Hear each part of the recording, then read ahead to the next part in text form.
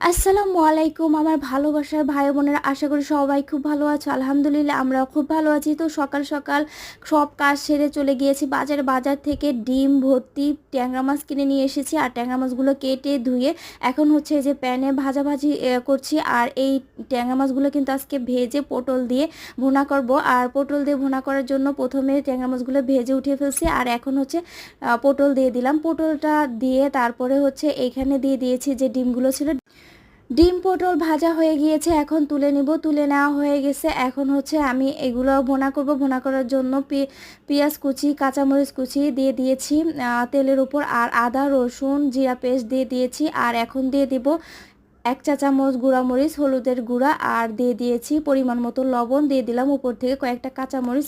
দিয়ে দিলাম টমেটো, ভেজে রাখা পটল, ট্যাংরা মাছ আর উপর থেকে ধনেপাতা কুচি দিয়ে পরিবেশন করলাম। আজকের রান্নাটা কেমন হয়েছে অবশ্যই জানাবেন।